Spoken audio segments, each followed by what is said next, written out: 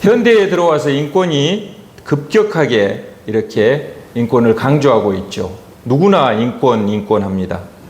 또 인권도 많이 신장하였습니다. 독재 정권이나 과거에 비해서 인권이 많이 존중되고 높아졌다는 것입니다. 법으로 보장되는 이 모든 인권의 시점은 하나님으로부터 부여받은 것입니다. 하나님으로부터 부여받은 권리입니다. 인권을 주신 분이 하나님이라는 사실입니다. 따라서 하나님께 도전하는 인권의 주장은 불법이라고 할 수 있습니다.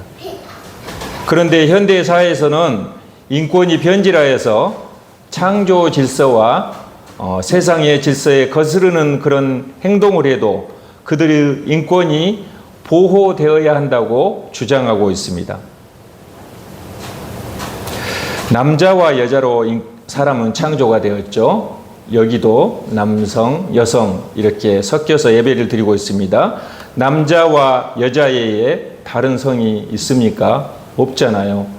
누가 뭐라 해도 남자와 여자애에 다른 성은 없습니다. 그러나 요즘 제3의 성이 있다고 주장을 합니다.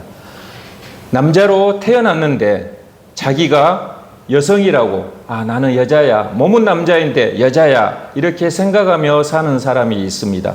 또 반대로 여성으로 태어났는데 남자이고 싶어요. 생각 속에서. 그래서 나는 남자로 살고 싶어 이렇게 생각하며 사는 사람이 있습니다. 더 나아가 수술을 통하여 성 전환을 해버립니다. 성을 전환합니다. 이것은 하나님께서 창조하신 창조 질서에 도전하는 죄입니다. 죄. 남성도 여성도 아닌 다른 것을 뜻하는 것이 제3의 성이라고 합니다. 그러니까 자기 생각으로 자기 환경에 맞게 여러 가지 성으로 변화한다는 것이죠. 오늘은 내가 여성이 되고 싶어 라고 생각하면 여성이고, 저녁 무렵에는 내가 중성이 되고 싶어 그러면 남자도 여자도 아닌 중성이 된다는 것이죠. 그리고 지금 이 순간 남성과 여성이 둘 다 내 안에 존재하고 있네 이렇게 생각할 때 그 사람의 생각처럼 여성으로 남성으로 법으로 보장해주고 인정해줘야 한다고 주장을 합니다. 참 앞뒤가 안 맞는 이상한 논리이죠. 남성과 여성의 성의 종류가 무려 70여 가지가 된다고 합니다. 이걸 내가 설교 시간에 다 말할 수는 없고요. 인터넷을 한번 보십시오. 70여 가지가 된다고 합니다. 이들이 주장하는 인권을 국가가 보호해주고 보장해주자고 추진하는 법이 포괄적 차별금지법입니다. 남녀의 제3의 성은 하나님의 창조 질서에 어긋난다고 서두에 말씀드렸습니다. 창조에 대한 도전이고 하나님에 대한 도전입니다. 창세기 1장 28절에서 하나님께서는 생육하고 번성하여 땅에 충만하라 이렇게 명령하셨습니다. 이 명령을 지키지 않은 것도 또한 이 여러 가지 성을 개념에 두는 사람들이라 하겠죠. 동성애를 들어볼까요? 동성애. 남자는 남자끼리 사랑하고 여자는 여자끼리 사랑을 하는 동성애. 동성애를 하면 아이를 낳을 수 없잖아요. 머지않아 인류가 멸종하게 되지 않겠습니까? 지금 살고 있는 사람들이 죽고 나면 이제 태어날 아이들이 없으니까 멸종을 하겠죠. 또 동성애를 하면은 여러 가지 질병, 항문 질환이라든가 에이즈가 창궐하게 됩니다. 또 동성애를 하게 되면 정신적인 병에 시달리게 됩니다. 또 동성애자들의 수명은 과학적으로 연구의 결과 평균 30년 이상 단축된다고 합니다. 평균 수명이 80세라고 하면 그들은 50세 정도까지밖에 못 산다고 해요. 또 동성애로 인하여 사회 질서와 가정 질서가 문란해지고 깨집니다. 이런 동성애를 이렇게 지금 너무나 많이 일어나고 있고 보편화되고 있고 또 그들의 주장이 어느 정도 받아들여지고 있고 자유롭게 동성애자로 살게 해달라고 아우성을 치고 있는 현실입니다. 어제 대구에서 제가 어제 못 갔습니다. 뭐 사정이 좀 있어서 못 갔는데요. 어제 대구에서 동성애자들의 축제, 거대한 축제, 거리 축제, 키어 축제라고 하죠. 키어 축제가 열렸습니다. 소수의 그 동성애자들의 인권을 보호하기 위하여 대다수 그 대구 시민이 10시간이 넘도록 대중교통이 마비되는 불편을 겪어야 했으며 원하지도 않는 모습을 보아야 했습니다. 혐오스러운 모습, 그런 것들을 표현을 보고 드려야 했습니다. 소수의 인권을 위하여 대다수 대구 시민이 불편을 겪어야 했습니다. 또 무슨 일이 일어났느냐 하면 대구 경찰이 이들의 인권이 보호되어야 한다고 집회를 허가해주고 그들이 안전하게 집회할 수 있도록 보호해 주었습니다. 반면 대구시청 공무원들은 시민들이 피해를 보는 집회라며 축제를 막아섰습니다. 충돌이 일어났습니다. 경찰은 20개 중대 1000여 명의 병력으로 동성애자들을 돕고 대구시청 공무원, 구청 공무원들은 500여 명이 모여서 반대하며 막아서는 이상한 일이 어제 대구에서 일어났습니다. 동성애자들의 축제 때문에 나라의 공권력이, 하나가 되어야 할 공권력이 경찰과 공무원이 충돌하는 이상한 일이 일어났습니다. 동성애자들의 축제가 없었다면 이런 일도 일어나지 않았고 대구 시민이 불편하지 않았을 거고 많은 기독교인들이 그 더운 여름에 내려가서 반대 집회를 하지도 않았을 것입니다. 우리 헌법에 보면 모든 자유와 권리는 국가안전보장의 문제나 또 질서 유지, 공공복리를 위하여 제한할 수 있다고 명시하고 있습니다. 법으로 제한할 수 있다. 근데 요즘 그런 것들이 없어져 가고 있습니다. 인권이라는 핑계로 동성애를 허용하고 조장하는 것은 이 헌법 정신에도 어긋나는데 지금 보호해 주고 있다는 것이죠. 사회의 질서의 유지를 위해 공공복리적 차원에서 동성애를 막아야 합니다. 막는 것이 하나님의 뜻이기도 하고 헌법 정신임을 우리는 올바로 알아야 되는 것입니다. 오늘 본문의 소돔과 고모라는 그 당시에 아주 발달한 도시였습니다. 문명사회였습니다. 다른 도시보다 문명이 발달한 도시였죠. 그러니까 롯이 아브라함 삼촌을 보다 먼저 내가 이 땅을 차지하겠습니다 하고 먼저 갔던 아주 발달한 도시였다는 것이죠. 인권을 주장하는 또 사회이기도 했습니다. 그런데 소돔과 고모라에서 동성애가 성행했으며 심지어 사람과 동물과의 수간이 자행되기도 했습니다. 폐역한 문화가 자리 잡고 있었죠. 남성끼리 선교하는 것을 참 설교 시간에 이런 걸 말하기도 참 쑥스러운데요. 우리가 좀 알고 대처해야겠기에 좀 구체적으로 말씀드리겠습니다. 남성끼리 선교하는 것을 이렇게 학문 선교라고 하고 남색이라고 합니다. 또 사람이 동물과 하는 비정상적인 선교를 수간이라고 하기도 하죠. 수간. 이 용어를 영어로 소돔이라고 합니다. 소돔에. 이 소돔성에서 시작된 행위이기 때문에 소돔이라고 하고 동성애를 소돔성의 이름을 그대로 따와서 소돔에이트라고 합니다. 학계에서 이렇게 부르고 있는 것이죠. 소돔성이 문명이 많이 발달한 곳이었는데 문명이 발달한 것이 꼭 좋은 것만은 아닙니다. 거룩함을 지켜가면서 문화를 세울 때 좋은 문화가 되는 것이죠.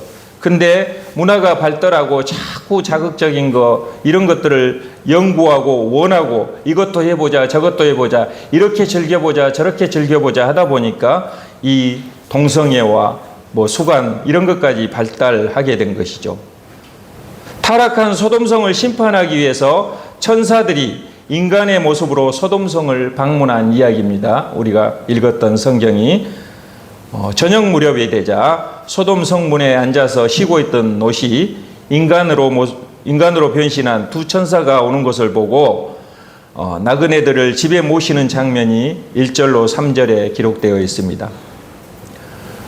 우리 집으로 오십시오 하니까 아니다, 거리에서 자겠다 이러잖아요. 그래서 계속 강권합니다. 2절에 보면 롯이 종의 집으로 들어와 발을 씻고 주무시고 일찍이 일어나 갈 길을 가소서 이렇게 간청합니다. 간절하게 청합니다. 그래서 자기 집으로 모시고 정성스럽게 음식을 대접하는 모습을 볼 수 있습니다. 두 명의 나그네, 천사죠, 천사. 두 명의 나그네가 롯의 집에 들어간 사실을 소돔성 사람들이 알게 되었습니다. 남자가 들어간 것을 보았다는 것이죠. 외간 남자가.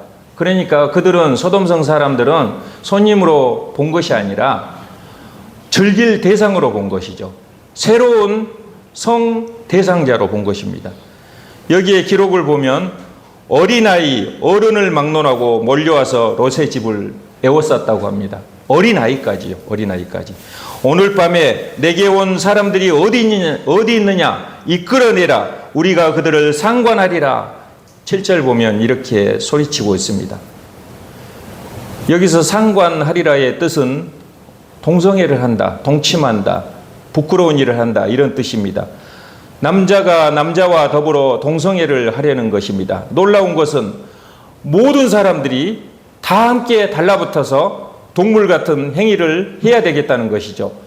어린아이까지도 와서 동성애를 하겠다고 주장을 하고 있습니다. 여러분, 지금 우리의 청소년들이 호기심에, 제가 언제 설교에서도 잠깐 말씀을 드렸습니다. 호기심에 용돈을 벌려고 자기 학문을 동성애자들에게 팔고 결국은 그 쾌감에 중독되어서 동성애자가 된 것이 소돔성에서 일어났던 이런 일과 다르지가 않습니다. 똑같이 지금도 이 죄가 이어지고 있다는 것이죠. 토가 나올 정도의 그런 행위 아닙니까? 7절에 롯이 소돔 사람들에게 외칩니다. 내 형제들아, 내 형제들아, 이런 악을 행하지 말라! 이렇게 소리칩니다. 하지 말라고 소리를 치는 것이죠. 성도 여러분, 우리도 이 세상 동성애자들을 향하여 이런 악을 행하지 말라라고 외쳐야 합니다. 이것이 성경의 가르침입니다. 그리고 정치인, 위정자들에게 이런 악을 행하는 일을 방조하지 말라라고 외쳐야 합니다. 거룩한 나라로 만들 의무와 책임이 우리와 정치인들, 위정자들에게 있습니다.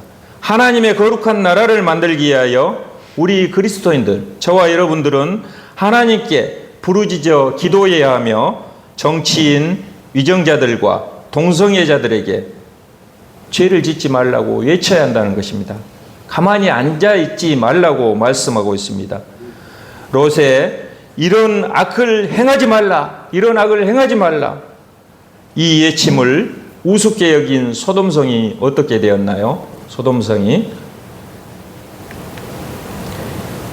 19장 24절 25절 보니 유황과 불을 내립니다. 유황과 불을, 하늘로부터 유황과 불을 내려 소돔과 고모라에 비같이 내립니다. 유황이 섞인 불비가 내리니 다 태우지 않았겠습니까? 그 성들과 온 들과 성에 거주하는 모든 백성이 다 타 죽습니다. 땅에 난 것을 다 엎어 멸망시키셨습니다. 이후에 소돔과 고모라는 심판받아 멸망할 도시의 대명사가 되었습니다. 우리가 종종 이렇게 기도하잖아요. 이 땅이 소돔과 고모라 같이 되지 않게 하여 주시옵소서. 소돔과 고모라 같은 이 땅을 주님 불쌍히 여겨 주시옵소서. 이렇게 기도하지 않습니까? 멸망한 도시의 대명사가 되어버렸습니다. 동성애는 분명히 죄이고, 죄는 하나님께서 용서하시나요? 용서하지 않습니다. 분명히 심판을 내리십니다. 지금 동성애자들이 소돔성에서보다 더 악한 죄를 일삼고 있습니다. 잠잠했던 소돔 사람들은 모두 멸망했습니다. 악을 행하지 말라고 외쳤던 롯은 구원받았습니다. 여러분, 지금 죄를 짓고 있는 저 모습들을 보는데, 이제 우리 보이지 않는 곳에서 몰래 죄 짓는 거야 우리 눈으로 보지 못하지만 우리 눈에 나타나서 축제를 벌이는 저런 것들을 우리가 보지 않습니까? 반나체를 하고 나와서 남자는 남자끼리 부둥켜 안고 키스를 하고 뭐 난리 판꽃을 치고 있습니다. 죄를 보고 잠잠히 있어야 하겠습니까? 죄를 보고. 우리의 자녀들과 후손들이 동성애자로 살아도 그대로 우리가 있어야 하냐 이 말입니다. 막아야겠죠. 막아야죠. 하나님께서는 저와 여러분에게 잠잠히 교회에 있지 말아라. 잠잠히 교회에 있지 말아라. 이렇게 말씀하고 있습니다.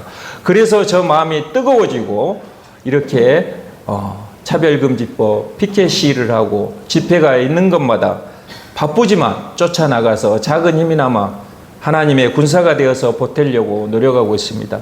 영태가 교회에 잠잠하게 있지 말아라. 기도한다고 교회에 잠잠하게 있지 마라. 나가서 행동해라. 저에게 계속해서 들려주는 말씀입니다. 그래서 제가 움직이고 있는 것이죠.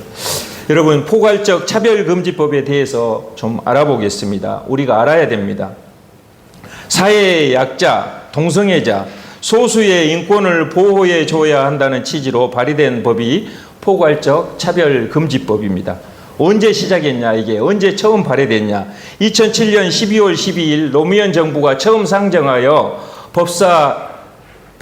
법제사법위원회에 붙인 것을 시작으로 2010년 이명박 정부 시절 민주노동당 권영길 의원 등 10명이 발의를 했고 2012년 통합진보당 김재원 의원들이 또 발의했고 이렇게 발의될 때마다 우리 기독교인들의 반발로 목사님들과 성도들이 거리에서 싸우고 앞에 가서 집회하고 그런 것들로 인하여 무산되거나 또 국회 회기가 만료되어서 포기되었습니다.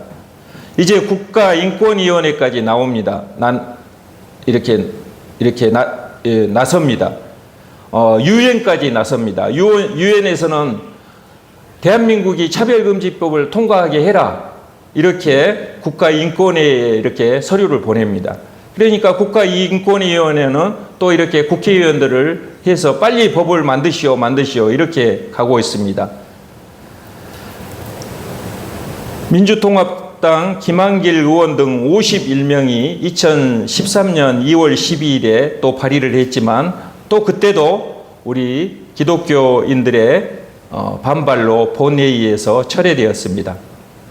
2017년 10월 9일 유엔에서 재차 공고를 합니다. 빨리 만드시오. 이렇게 하다 보니까 2020년 6월 29일 정의당 장혜원, 신삼정 이렇게 여러 명하고 더불어민주당 2명, 열린민주당 1명, 기본소득당 1명 이렇게 10명의 국회의원이 대대적으로 차별금지법을 발의했습니다.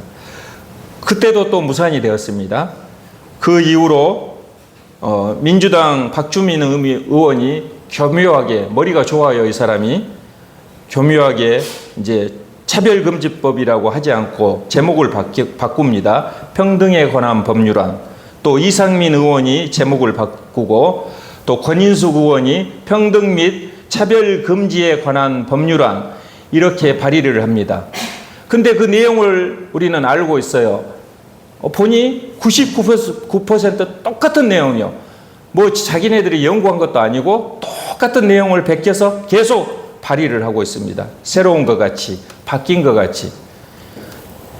그때마다 많은 믿음의 군사들이 거리에서 오프라인에서 싸운 결과 장장 올해까지 16년 동안 통과되지 않고 있습니다. 할렐루야입니다. 할렐루야입니다. 할렐루야. 이 지켜지고 있죠.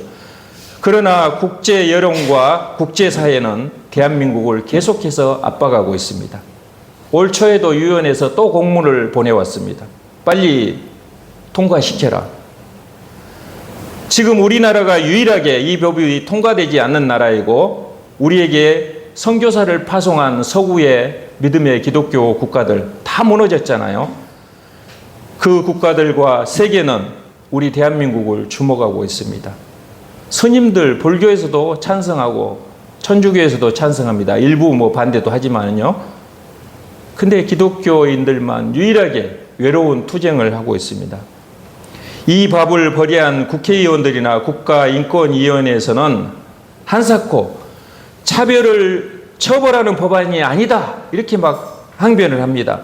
또 시정 공고 이후에도 불이익을 주는 법이 아니다. 보복 조처를 할 경우에만 처벌 대상이 된다. 이 법은 그렇게 악한 법이 아니다. 이렇게 계속 주장을 하고 있습니다. 그러나 현실적으로 맞는 말이 아닙니다. 법을 들여다보고 가만히 보면은 맞는 말이 아니에요. 법은 주관적 판단을 하잖아요. 두리뭉술하게 넘어가는 게 아니고 그 개인을 판단을 하는 것이 법입니다. 어떤 사람이 내가 차별을 받았습니다 하고 계속 주장을 해요. 그러면 결국은 국가에서 나서서 그 사람을 처벌해야 하는 것이 법입니다. 악의적으로 어떤 사람이 만약에 우리 교회에 와서 악의적으로 나를 차별합니다. 저 목사가 안산다일교회가 나를 차별합니다라고 고소 고발을 하면은 그것이 아니라는 것을 내가 권영택 목사가 우리 성도들이 어떻게든 이렇게 해서 증명을 해내야 돼요. 근데 그 사람은 또 계속해서 주장을 해요. 그러면 결국은 여기에 벌금이 떨어지고 뭐 목사에게 징계가 내려지고 이런 처벌을 받게 된다는 것이죠. 법의 원리가 그렇습니다. 분명히 선의의 피해자가 발생하게 되고 제일 먼저 그리고 많은 타격을 받을 대상이 교회와 설교자들이 된다는 것입니다. 결국 설교자들은 어떤 선택을 해야 돼요. 죄를 보고 두 가지 중 하나. 그러니까 불편함과 금전적 손해, 우리 교회 벌금이 떨어지더라도 또 교회에 막대한 정신적 피해가 있더라도 또 사회적인 유별난 교회 내 하고 사회적인 오해를 감수하더라도 과감하게 동성애는 죄입니다. 이렇게 설교를 하든지, 물론 저는 그렇게 할 것입니다. 아니면 목사와 성도가 죄의 방관자가 되어버립니다. 죄의 방관자가. 말도 못하는 벙어리가 되어버리는 것입니다. 우리는 죄를 죄라고 외쳐야 될 것입니다. 이 두 개 중에 하나를 선택하라면은 신사참배하고 똑같잖아요. 잠시 절하는 게 무슨 죄냐고. 근데 목숨을 지켜가며 절하지 않은 사람들이 있습니다. 우리는 죄를 죄라고 외쳐야 합니다. 에베소서 3장 10절 말씀을 한번 보겠습니다. 이는 이제 교회로 말미암아 하늘에 있는 통치자들과 권세들에게 하나님의 각종 지혜를 알게 하려 하심이니, 교회의 사명을 가르치고 있는 말씀입니다. 모든 권세자와 통치자들에게 하나님의 지혜와 그 뜻을 알게 하려고 교회를 세우셨는데 교회가 나팔을 불지 못해요. 할 말을 하지 못해요. 북을 울리지 못합니다.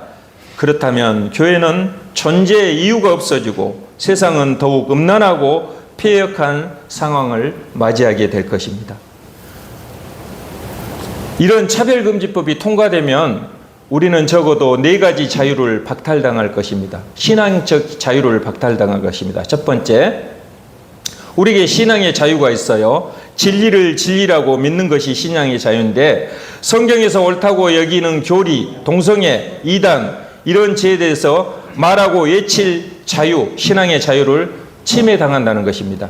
또 양심의 자유. 우리가 신앙의 양심이 있잖아요. 죄를 죄로 여기고 양심을 갖고 말을 해야 되는데 말을 못 하잖아요. 이제 감옥에 가야 되니까, 벌금을 물어야 되니까. 이 양심의 자유가 박탈당합니다. 또 학문의 자유. 우리가 자녀들에게 또 교사들이 제자들에게 동성애는 복원적으로, 도덕적으로, 육체적으로 여러 가지 나쁘다, 바르게 가르쳐야 되는데 그걸 못 가르친다는 말입니다. 학교에서도 못 가르쳐요. 그리고 표현의 자유. 언론이 제대로 언론의 행세를 하겠습니까? 기자들이 안 써요. 벌금을 물기 때문에. 이런 자유를 박탈당할 것입니다.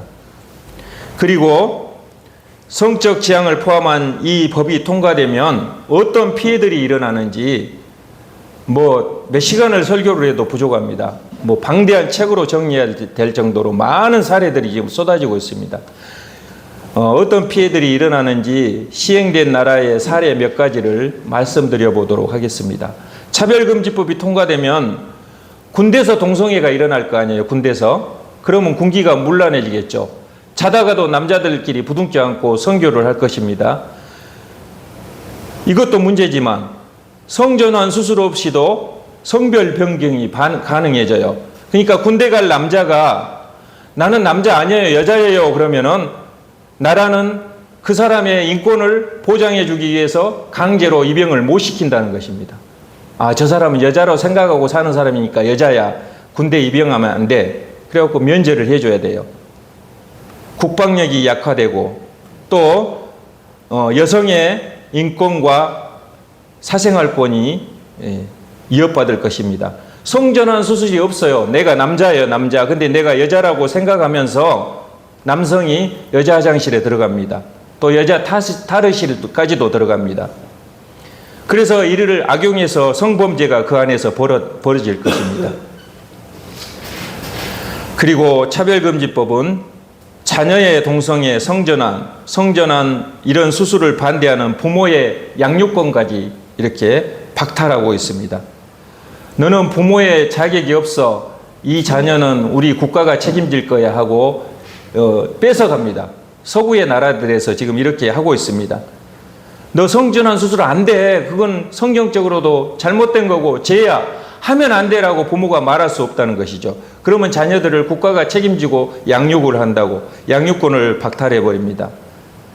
영국에서는 퀴어 축제에 학교에서 모든 학생이 의무적으로 동참하게 합니다. 그리고 반대하는 참여하지 않은 학생에게 불이익을 주고 있습니다. 영국 또 프랑스에서는 엄마 아빠라는 호칭이 성차별이랍니다. 엄마가 아빠가 될 수 있고 아빠가 엄마가 될 수 있잖아요. 생각에 따라.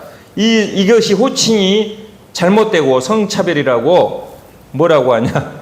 웃음이 나오네요. 부모 1, 부모 2. 이게 지금 사실이라니까요. 2019년부터 통과되었습니다. 캐나다 온타리오주 좀 전에 말씀드렸던 자녀의 성전환을 반대하는 부모의 양육권을 빼앗아가서 국가가 이 자녀들을 키우고 있습니다. 2017년부터요.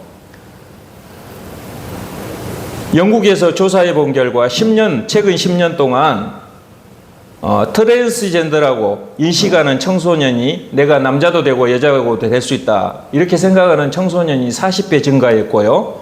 여자 청소년이 남성이 되려고 유방 절제 수술을 한 비율이 2배나 증가하고 있다고 보고되고 있습니다.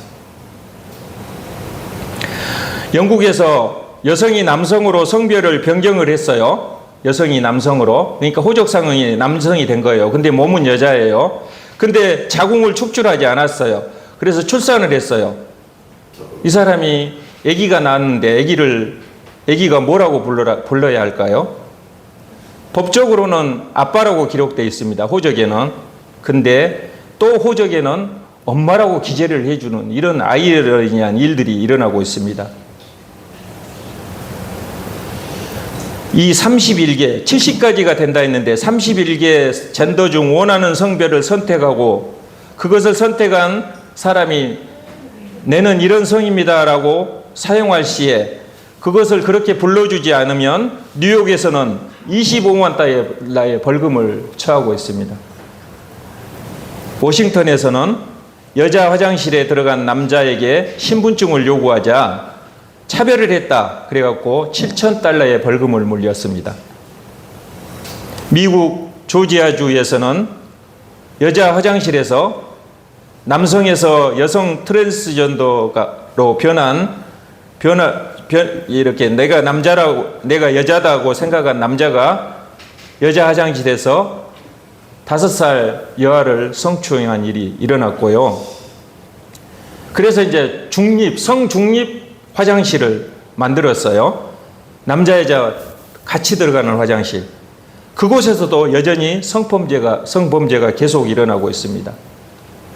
또 여성으로 인식한 남자. 그러니까 나는 여자입니다라는 남자가 여성 격투기 경기에 출전하여서 상대방 여자하고 싸울 거 아닙니까? 그 여자를 쥐패가지고 내진탕과 머리뼈 골절상을 입히는 일도 일어났고요. 또 여자 청소년 육상 경기에 여성이라고 인식한 남자가 출전하여서 15번이나 우승을 한 일이 벌어지고 있습니다. 먼 나라 이야기 같죠. 근데 이게 지금 지구촌에서 일어나고 있다는 이야기다니까요. 모두 차별금지법이 통과된 나라들에서 이런 일이 일어나고 있습니다. 주일 예배에서 반동성애 설교, 오늘 제가 소돔과 고모라에 대해서 설교를 했잖아요. 그 목사에게 징역 1개월이 실형이 떨어졌습니다. 노방 전도하는 사람이 동성애를 하지 맙시다라고 대자보를 들었어요. 우리 지금 장로님과 사모님과 피켓 일을 하는데요. 그 들고 있는 그 자체가 유죄 판결로 판결을 받습니다. 또 동성애를 금지한다, 이런 성경 구절이 적힌 인쇄물을 나누어 줬다가 캐나다 법원에서는 $7,500의 손해배상과 수십만 달러의 소송 비용까지 지급하라고 판결이 떨어졌습니다. 또 동성애자를 이렇게 청소년 사역자로 고용하지 않는 교회에 누가 동성애자를 여기에 직원으로 고용을 하겠습니까? 우리 교회에 있을 수 없는 일이잖아요. 근데 왜 고용을 안 했냐? 이건 차별이다 해가지고 그 교회에 징계를 먹었던 일도 영국에서 일어났고요. 캐나다 연방법원은 동성애 금지 학칙을 가진 대학교에, 그러니까 고려대나 연세대가 우리는 동성애를 반대합니다라는 이런 학칙이 있다고 할 때 로스쿨 허가를 불허를 해버렸어요. 나라에서. 이런 일들도 일어나고 있습니다. 미국에서는 동성애자가 와서 우리가 동성 결혼을 합니다. 우리 축하 케이크를 하려고 하는데 이거 만들어 주시오 하고 하니 그 사람이 믿는 자에서 빵집 대표가 동성애자에게 축하 케이크를 만들어 줄 수 없다, 팔 수 없다, 그렇게 말하니 미국 법원이 $13만 5천 벌금을 때린 일이 있었습니다. 엄청난 돈이, 이거 1억 5천, 2억 가까이 된 돈인데 그 가게 망했어요. 영국에서는 동성애자가 입양을 하려고 하는데 동성애자에게는 입양을 할 수 없다 하자 그 입양기관을 폐쇄시켜 버렸어요. 인공수정을 하려고 한 동성애자를 인공수정 해주지 않겠다, 너희들은 동성애자들이니까 안 되겠다 한 의사에게 차별금지법 위반으로 판결을 했, 그런 사례들이 일어나고 있습니다. 많지만 여기서 생략하겠습니다. 어지러운 세상 아닙니까? 지금 이렇게 어지러운 세상입니다. 다행히 우리나라가 차별금지법이 아직 통과가 되지 않아서 그렇지 제가 이거 설교 못한다니까요. 우리 자녀손들이 이런 상황에서 살아가는 것을 또 동성애자가 되고 트랜스젠더가 되는 것을 우리가 받아들일 수 있겠습니까? 지금 우리 앞에 안 와서 그렇죠. 못 받아들이잖아요.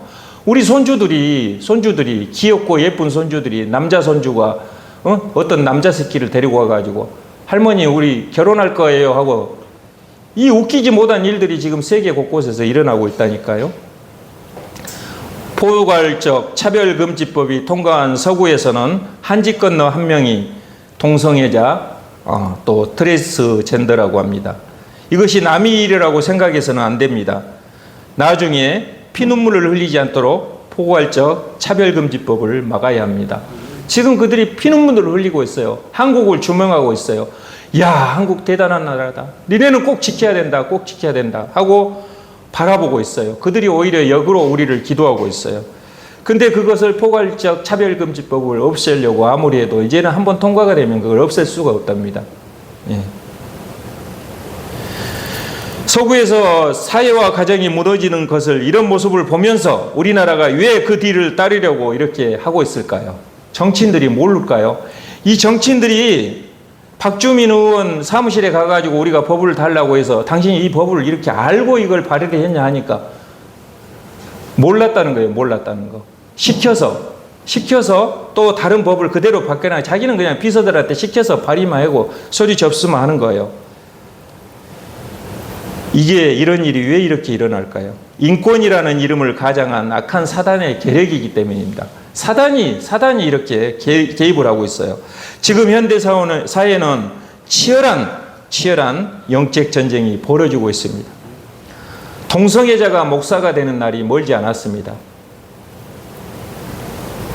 포괄적 차별금지법은 교회를 무너뜨리고 세상을 파멸하려는 사단의 전략입니다. 인류를 죄로 멸망시키려는 사단의 작전이라는 것이죠. 그러나 여러분, 우리는 희망이 있습니다. 하나님이 승리하실 것입니다.